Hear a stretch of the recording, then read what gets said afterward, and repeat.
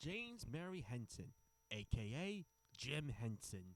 This legend has made a name for himself in the field of puppetry, not only for his work on Sesame Street and the Muppets, but for how he innovated puppetry as an art form. Sadly, Jim passed away in 1990, but his legacy shall live on, even to this day, as the man that revolutionized puppetry. One of his films that innovated puppetry was his 1982 film, The Dark Crystal. Ooh.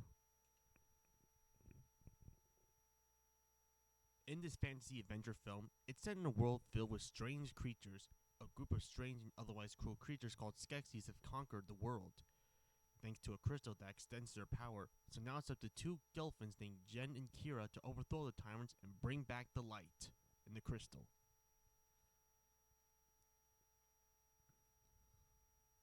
This film is basically Jim branching out his goofy and zany lighthearted tone in favor of a far more serious and dramatic tone compared to the Muppets and Sesame Street. And for what it is, it's really good. I will admit that the film is not perfect. First off, the plot is pretty predictable, following the typical hero's quest you've seen in many films like this before. Plus, Jin is not really an interesting character because of how vanilla he is. Plus, his inner monologue can get really annoying at times.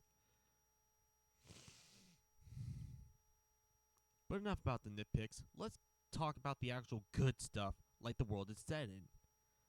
It's quite admirable how Jim and his crew would create this unique world with its own set of creatures and how to live, how they survive and live, their own lore, etc.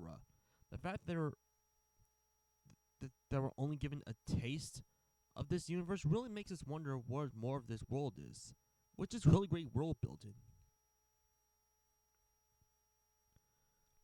Another thing I like about this film, how it isn't afraid to get dark and get intense and scary at times. The creatures are already pretty creepy looking, so the film no doubt will get as creepy as them, with some intense and creepy moments that might scare younger kids, but will definitely satisfy older kids who want a braver kids film. But then again, this was made in the 80s, back when kids films were allowed to get dark and weird at times. While I did find Jen to be pretty weak, the other characters are anything but. You got Kira, who sure is the love interest of the movie, but she's not some token girl, as she has a talent for animals that makes her pretty badass at times. But I have to admit that the best characters from the films are Augia, Augra, the loudmouth Oracle, who is just a lot of fun thanks to how prideful and large she is, and the villains of our story, the Skeksis, who are extremely cruel, yet there is a charm that makes them fun to watch. The look of this film is absolutely breathtaking. You can really feel that this is set in a unique world unlike our own. The sets look immersive, the costumes look fabulous, and the creatures look strange yet beautiful design.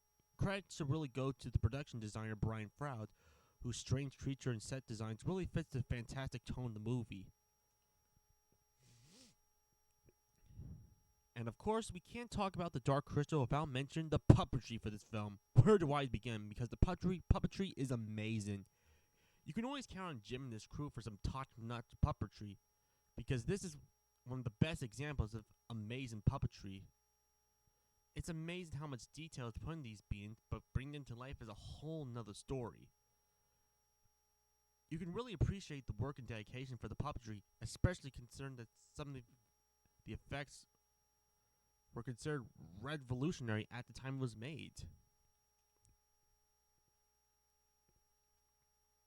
I also have to give props to composer Trevor Jones for his score in the film, especially the theme which manages to be both epic and awe-inspiring at the same time.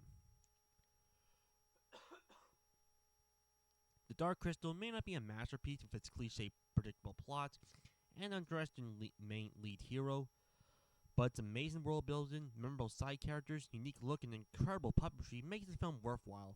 This gets an 8 out of 10. Go on a quest for this film if you want. All I can say is, Jim, thank you for your amazing work. May you rest in peace. May you rest in peace, Jim.